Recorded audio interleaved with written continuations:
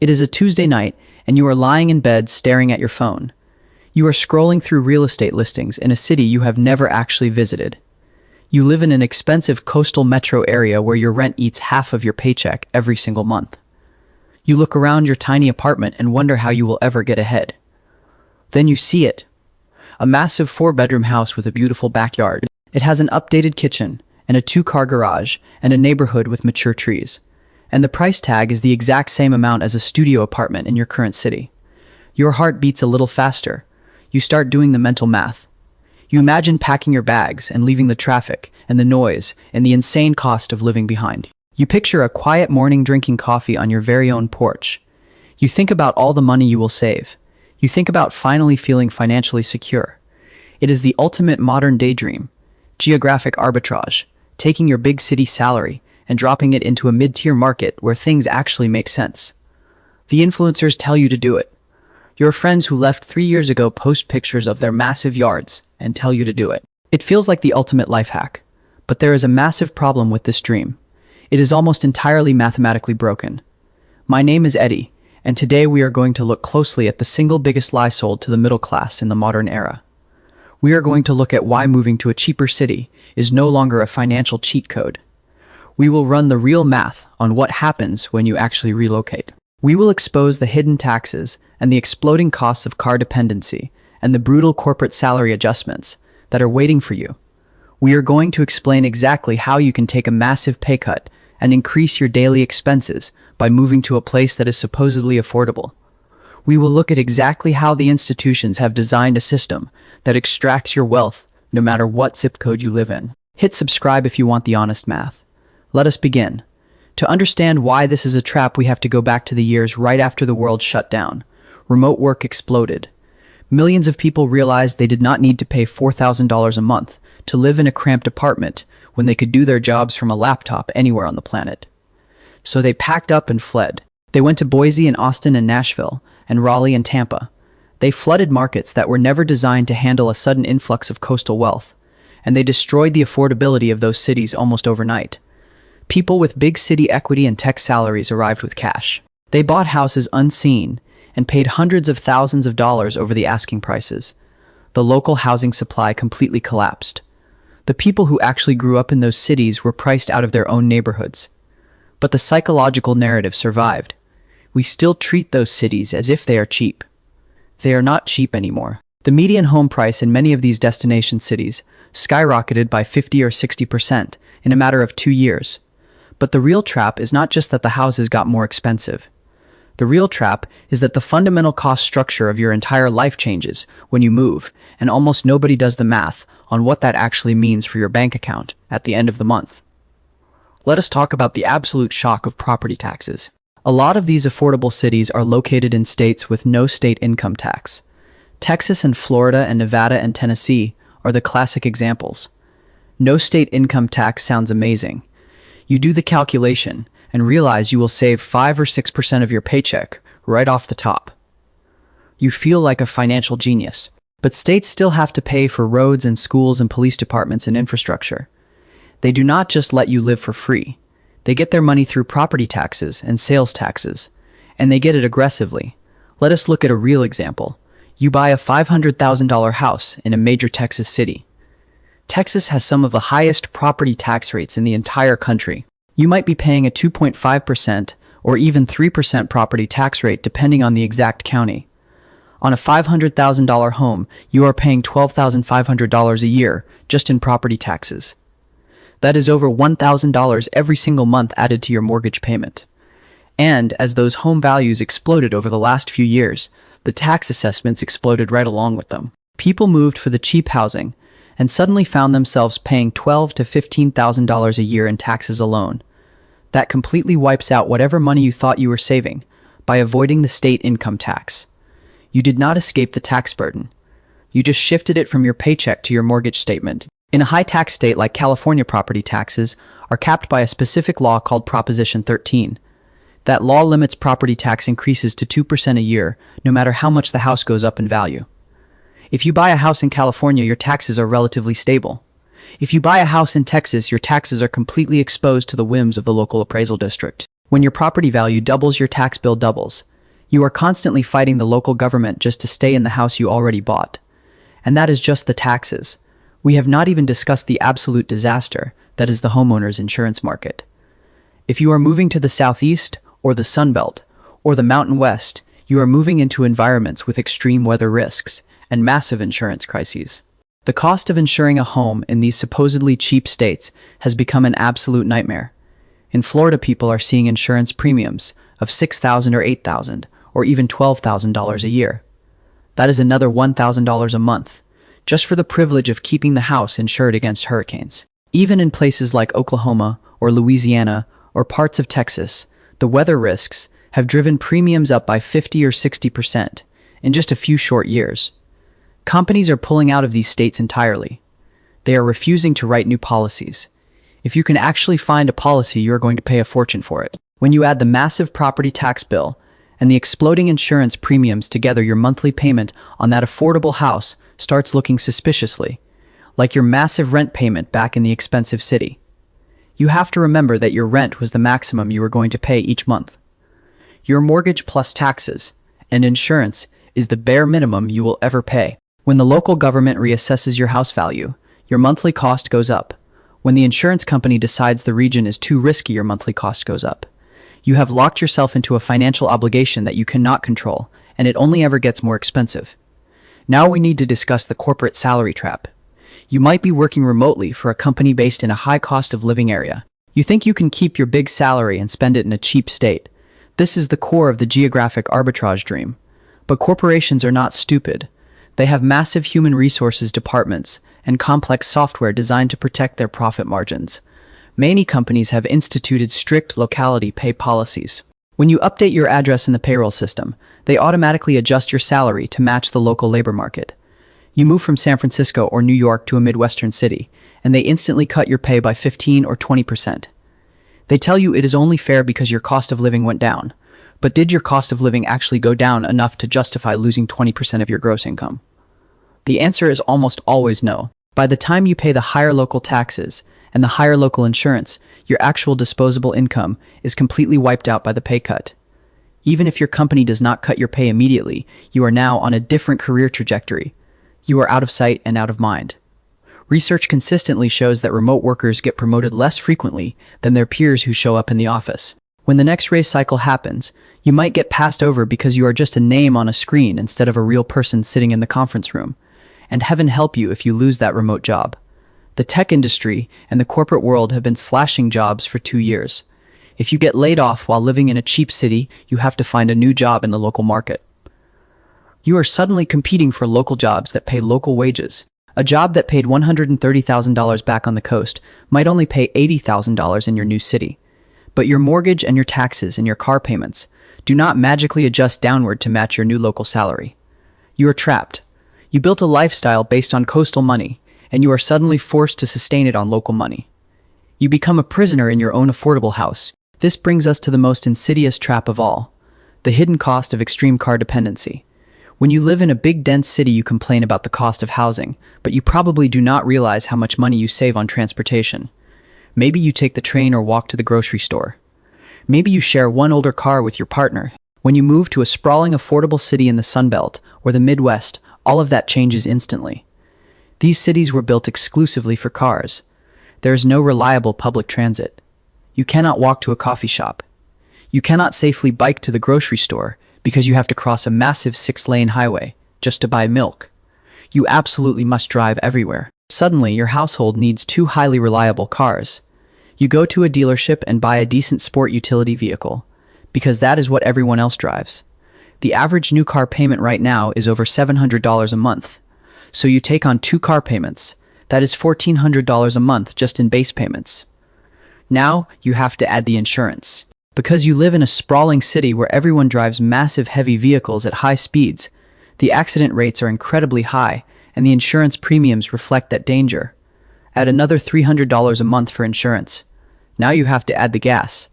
You are commuting 20 miles each way to an office, or driving across town to drop the kids at school, or sitting in endless suburban traffic jams. You are spending $300 or $400 a month on fuel alone. Now add the routine maintenance and the tires and the oil changes, and the registration fees. Your cheap suburban lifestyle now requires you to spend over $2,000 every single month just to move your physical body from your affordable house to the places you need to go. Over a 10-year period, you will easily spend $250,000 just participating in the local transportation system. People completely ignore this when they compare the cost of living. They look at the housing prices, and they completely ignore the fact that they are forced to buy two incredibly expensive machines that rapidly lose value just to survive in their new environment. Let us make this incredibly real and look at a specific mathematical example. Let us call him Marcus. Marcus is 32 years old and makes $110,000 a year living in Seattle. He pays $2,600 a month for a one-bedroom apartment. He takes the bus to work and occasionally uses a rideshare service. His total monthly transportation cost is about $200. He does not pay state income tax in Washington, but the overall cost of everything feels incredibly heavy. He is frustrated and exhausted. He opens his computer and sees a beautiful house in a rapidly growing Sunbelt city for $450,000. He does the math. He gets a remote job approval from his manager and packs his bags. He is absolutely thrilled. Let us look at what actually happens to the bank account belonging to Marcus. First, he buys the house. With current interest rates, his mortgage payment is about $2,300. He adds the massive property taxes for his new state and the exploding home insurance. His total housing cost is now $3,200 a month. This is actually $600 more than his Seattle rent. But he tells himself he is building equity, so it is completely worth it. Next, he realizes he cannot survive without a car. The nearest grocery store is a 10-minute drive down a massive multi-lane highway. He buys a reliable vehicle. His car payment, insurance, gas, and maintenance add up to $900 a month. In Seattle, his transportation was only $200. He has just added $700 to his monthly budget. Next, his remote employer decides to enforce a locality pay adjustment because their corporate policy changed. They tell Marcus his salary is being adjusted to $95,000 to reflect the local market rate. Marcus just lost $15,000 a year in gross income. After taxes, that is a loss of about $900 a month in take-home pay. Let us review the total financial damage of this affordable move. Marcus is paying $600 more for housing. He is paying $700 more for transportation. And he is bringing home $900 less every month because of the corporate pay cut. His net disposable income, the actual money he can use to save and invest and enjoy his life, has dropped by $2,200 every single month. He moved to a cheaper city, and it literally costs him over $26,000 a year in lost cash flow. But he has a yard. He has a guest bedroom that his friends visit exactly once before deciding the flights are too expensive. Marcus is not building wealth. He is actively bleeding wealth. He just traded the visible expense of big city rent for the invisible expenses of suburban sprawl and local taxation. And we absolutely have to talk about the flights and the social isolation. When you move away from your friends and your family, you tell yourself you will visit all the time. You tell yourself they will come see you because you have a guest room now. They will not come see you. They have their own lives and their own expensive rents and their own jobs. When the holidays roll around, you have to buy incredibly expensive out-of-state flights back home. You have to rent cars when you get there. You are spending thousands of dollars a year just to maintain your baseline relationships. And building a new social circle in a suburban environment as an adult is incredibly difficult. You go from a place where spontaneous social interaction was built right into the environment to a place where you have to schedule a 30-minute drive to meet someone for a drink. The psychological toll of this social isolation is profound, and many people try to solve that psychological discomfort by spending even more money. They buy unnecessary things for their massive new house because the house feels empty. They buy a boat or a recreational vehicle because everyone else in their new neighborhood has one and they want to fit in. They fill the empty space with debt. They fill the quiet silence with consumer goods. And the supposed cost savings of the new city vanish completely into a massive void of consumerism and constant maintenance. There is another devastating factor that nobody ever wants to acknowledge. Local inflation in these destination cities is significantly worse than the national average. When a huge wave of high-income remote workers floods a mid-tier market, the local businesses react immediately. The restaurants raise their prices. The plumbers and the electricians and the contractors realize they can charge coastal rates because the new residents are completely used to paying coastal rates.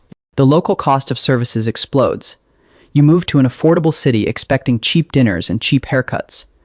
Within 2 years, you are paying the exact same amount for a cup of coffee or a dinner out as you did back in your expensive metro area. But remember, you might now be earning a locally adjusted lower salary. So you are paying big city prices on a reduced Midwest or Sunbelt income. The geographic arbitrage window has completely closed. You are catching the absolute tail end of a financial trend that stopped making mathematical sense 3 years ago. We cannot forget about the local utilities and the sheer scale of maintaining a large property. In your apartment, your utility bill was maybe $150 a month. Now you have a 3,000 square foot house. In the summer, you are running 2 massive air conditioning units, constantly to battle the extreme southern heat. Your electricity bill spikes to $400 or $500 a month. In the winter, you are heating a massive empty space. You have a yard that requires constant watering and mowing and landscaping. You are buying lawn mowers and edge trimmers and fertilizer. You are paying for expensive pest control to keep bugs out of your home. You are paying homeowners association fees that seem to go up by 15% every single year. These are death by 1,000 cuts. Every single month, your bank account is drained by a dozen different entities that you never had to deal with when you rented in the city. The dream of homeownership in a cheap city is actually just a second full-time job as a property manager. But you are managing a property that barely appreciates fast enough to cover the staggering cost of the interest and the taxes and the constant upkeep. Let us look at another example. Let us call her Sarah. Sarah lived in Chicago and moved to Boise during the height of the remote work. Boom. She kept her marketing job making $120,000. She bought a beautiful house near the mountains. For 18 months, everything was perfect. Then her company announced a strict return to office mandate. They told her she had to be back in the Chicago office 3 days a week, or she would lose her job. Sarah could not commute from Boise to Chicago, so she had to quit. She started looking for marketing jobs in Boise. She quickly discovered that the local companies were only paying $70,000 for her exact level of experience. The local economy simply did not support the coastal salaries that inflated the housing market. Sarah had to take a massive pay cut just to stay employed. Now her entire financial life is underwater. Her mortgage payment was based on a $120,000 income. Now she is trying to pay that same exact mortgage on a $70,000 income. She is trapped in her beautiful house eating rice and beans and drowning in financial anxiety. The house is not a blessing. The house is an absolute prison. Let us talk about the psychological trap of home renovations. When you rent an apartment, you never spend your weekends wandering the aisles of a home improvement store. You never spend $10,000 updating a bathroom. You never finance a massive deck installation. But when you buy that affordable house in the cheaper city, a strange psychological shift happens. You suddenly feel the overwhelming urge to customize and upgrade. Every single room. Your friends and neighbors are constantly remodeling, and you feel the pressure to keep up. You start taking out home equity lines of credit to finance a new kitchen. You buy expensive furniture to fill the massive rooms. You hire landscapers and contractors and interior designers. All of the disposable income you thought you were going to save by moving is instantly redirected into the physical structure of the house. You become obsessed with property value and upgrades. You spend your weekends doing manual labor instead of resting. The house completely consumes your identity and your bank account. You trade your free time and your liquid cash for granite countertops and a nicer lawn.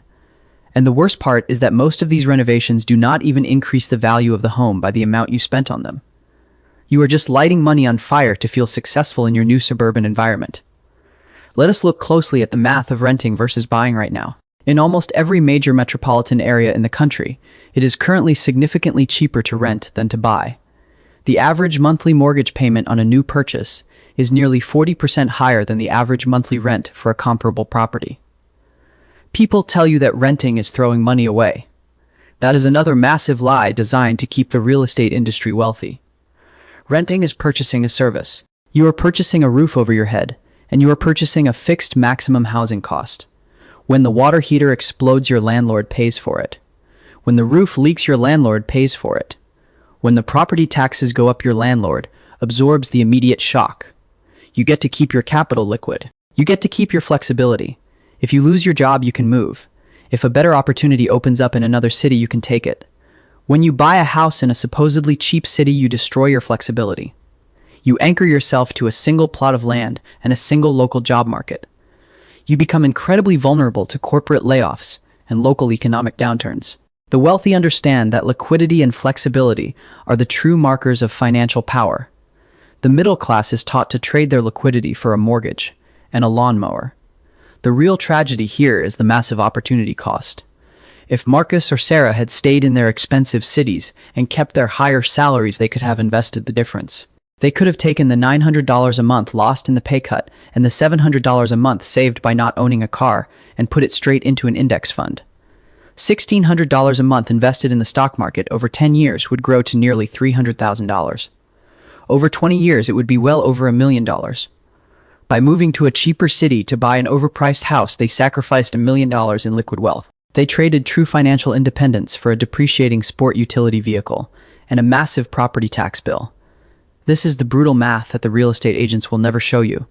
This is the reality that the remote work influencers completely ignore while they film aesthetic tours of their empty living rooms.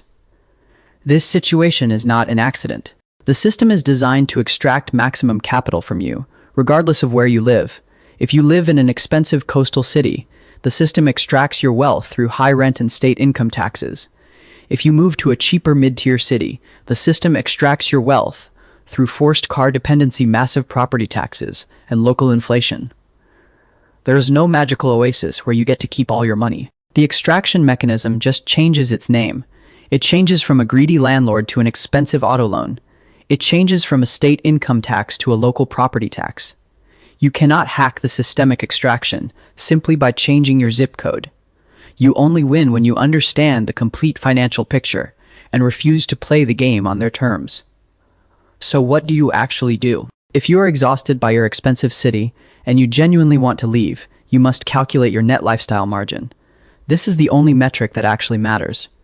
Your net lifestyle margin is what remains after you subtract your total local housing costs, your total transportation costs, and your local taxes from your fully adjusted local income. You must absolutely assume your company will cut your pay. You must assume you will need 2 expensive cars. You must assume the property taxes will drastically increase. Run the real numbers with the most pessimistic assumptions possible. Do not use the current property tax assessment you see on the website. Look at the local tax rate and apply it to the exact purchase price of the home you want to buy. Call an insurance broker in that city and ask for a real quote based on recent local data. Do not rely on internet averages, because internet averages are usually 3 years out of date. If you run the brutal pessimistic math and your net lifestyle margin is genuinely higher than it is right now, then you have permission to move. If the math makes sense, the math makes sense. But if you run the numbers and discover that you will actually have less free cash flow at the end of the month, you have to stay exactly where you are. You have to optimize your life in the city you already live in. You have to focus on increasing your income and aggressively investing the money you save by not owning a fleet of suburban vehicles. You have to realize that renting is not throwing money away if it allows you to maintain a high income and a low transportation cost. The math is incredibly clear once you strip away the emotional desire for a big yard. You are not crazy for wanting to leave. The financial pressure of modern life is absolutely crushing, and the visceral desire to escape to an easier reality is completely human. We all want a place that feels safe and affordable. But we do not make massive financial decisions based on daydreaming. We make them based on cold, hard math. Do not trade a problem you understand for a much more expensive problem you did not see coming. The cheap city is a mirage designed to sell you a mortgage you do not need and a car you cannot afford. My name is Eddie, and I will keep running these numbers for you. We will keep stripping away the false narratives to find the actual truth underneath. Drop a like if this helped you see the board a little more clearly. Subscribe if you want to keep navigating this broken system with your eyes wide open. Do not let them sell you a cheaper trap. Stay sharp, and I will see you in the next one.